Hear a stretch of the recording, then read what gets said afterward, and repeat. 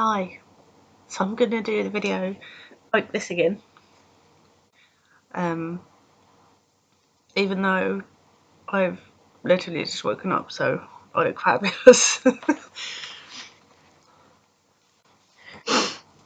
Today's story is rather sad and tragic. I don't know if I should put some sort of content warning because it's so not fun. At this point I don't even know what I'm going to call this video, so maybe you already know what's going to happen.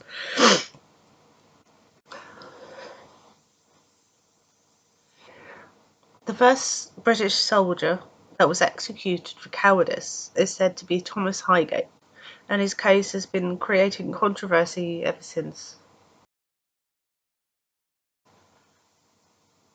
So let's rewind a bit, back to when it all began. Private Highgate, I shall put a picture of him up on screen, and if you ignore my cracked nail polish, I still haven't fixed.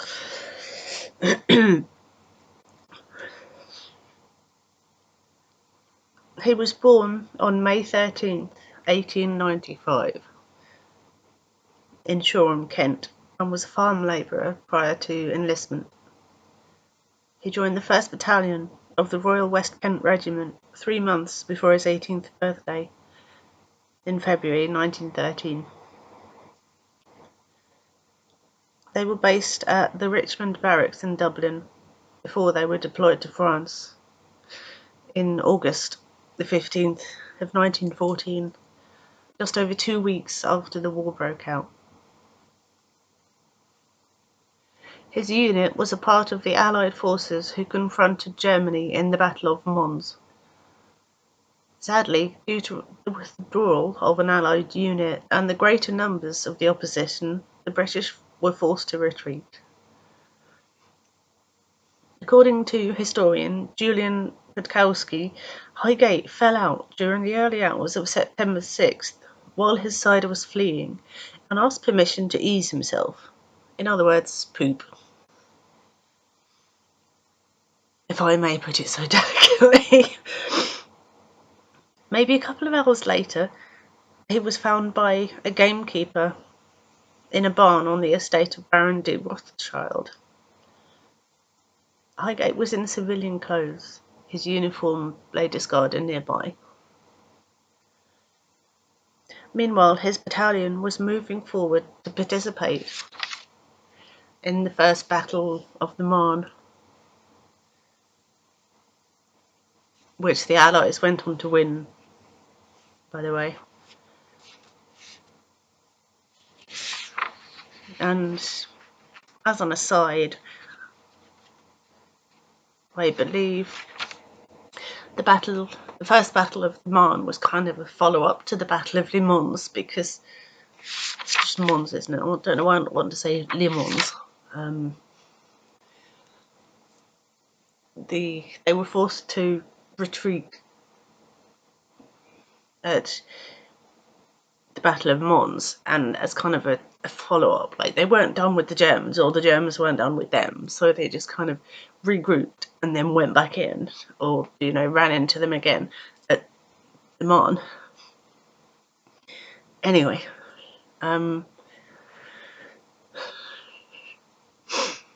so this is where things got really bad for Thomas. The same day, he was court-martialed, accused of desertion. Like, that was it. That was all he did. The gamekeeper that found him alleged he had told him that he'd had enough and he wanted to get out, or words to that effect, and that was how he was going to do it. Highgate obviously disputed this, saying he was a straggler that got separated from his unit and he was simply trying to find his way back. And he could not explain why he'd taken off his uniform, though, and said his memory was unclear. but Highgate was undefended and called no witnesses. So the outcome seems pretty predictable. And the whole thing was rushed, but that was going with the standard practices of the day, allegedly. He was convicted and sentenced to death that same day that this whole thing happened. That's how fast it was. Senior officers wanted it done as soon and as publicly as possible. 2 days later, I don't know why it took them 2 days to arrange it, the sentence was carried out.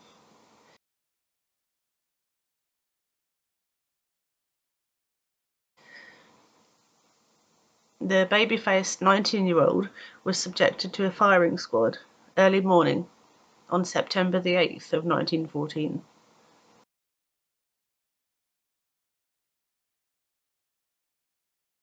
This was witnessed by men from the 1st Dorset and the 1st Cheshire regiments.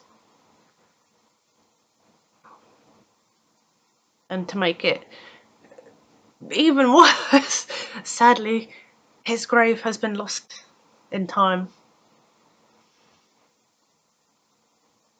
Like, nobody knows where it is anymore. Obviously somewhere in France, but that's just the icing on the cake, really.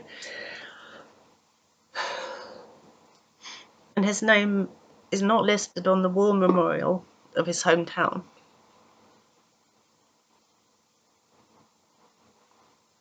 But relevant things which weren't taken into account at the court-martial. I don't know if that would be different today, hopefully, if any poor chap was in a similar situation. Obviously we're not at war, but Highgate has previous absences on his record, and he once served time for desertion. Before this, I don't know what point, obviously, but all the circumstances, and that was 42 days that he was in jail for.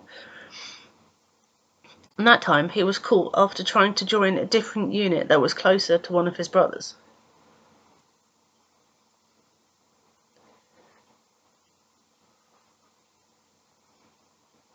I don't know why that was classed as desertion, but there we go. A report on his medical record before the war says he suffered from confusion and memory lapses that might be linked to a bout of yellow fever.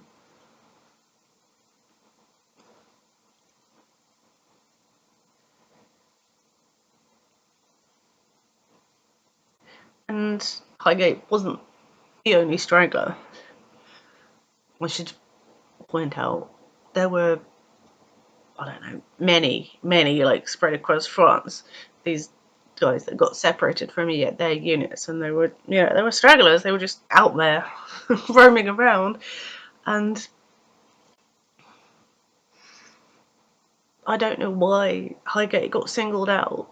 Like, the top brass didn't go around rounding up all the stragglers and executing them for desertion. There was just poor unfortunate ones like Highgate that got the short end of the stick in that respect. But in 2001, a memorial was created in Staffordshire dedicated to the 306 British Empire servicemen who were executed after court-martials during the Great War.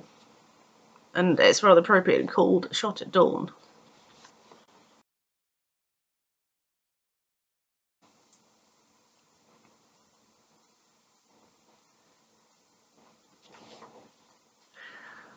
And also, in 2006, an act came into law which included a mass pardon for the said 306 Empire soldiers. Although, sadly, I think this pardon is purely symbolic in nature and does not truly exonerate these men. So I'm left asking myself, what's the point? Like, on some level, I'm sure we can all appreciate the attempt, if you like, to pardon them. But in cases like Thomas Highgate's, he didn't truly do anything wrong. I know they can't be pardoned in the true sense of the word because their sentences cannot be commuted. They're already dead. You can't unkill somebody. But at this point, I think it would just help them rest easier. You know, knowing that they have been exonerated and they're no longer thought of as cowards and traitors and all that.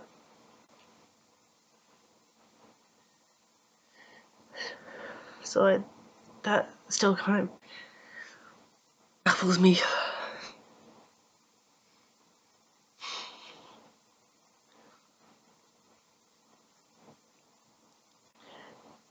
However, Highgate's mum, who lived in Sidcup and lost all three sons to the war, submitted all three names to the memorial committee. And she was probably unaware of the circumstances surrounding Thomas's death, because you can imagine the war committee or whatever, it is probably hard enough to hear that your son has been killed in France. There was no way they were going to add to that. It was by his own side or desertion. It's just no. So at least one war memorial bears his name. And obviously that previously mentioned Shot at Dawn Memorial, he is also represented there.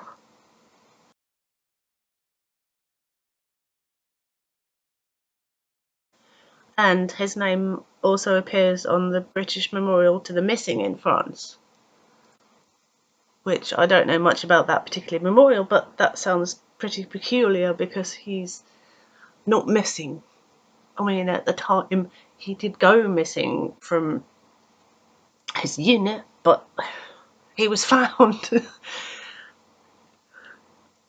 And his death is not a mystery.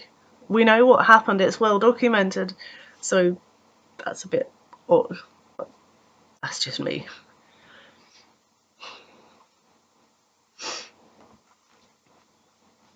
So I'm doing the only thing I can do to help Thomas. I'm telling his story. I mean, he's already somewhat famous because he's been covered in the local press around the area where he was from. Over the years, they've been fighting to, what's left of his family's been fighting to get him pardoned or added to the local memorial or something. So I think it's all as settled as it's going to be now.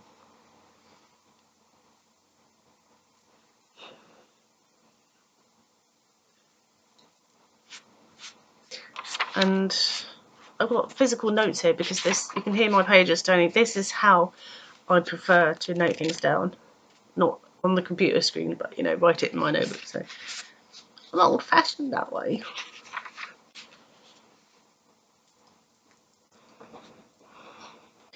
A note that I want to finish on is how I found out about this. This ghost app. There's currently no word in the box because I've just turned it on. I was talking with it the other day, and some of the words that came through: army, Thomas, guns, respect, British, execute, spite, fame. And so I put in a couple of keywords into Google and up popped Thomas and his story. So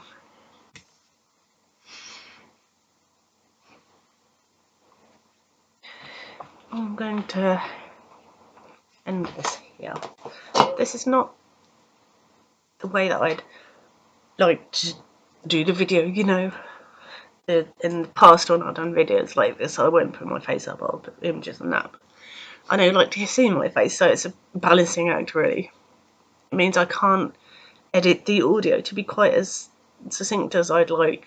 So I hope you're still happy with this video, whoever watches it, and that you, I don't know if enjoying it the right word considering Thomas's story, but you know, anyway, thank you for watching, and I'll see you soon.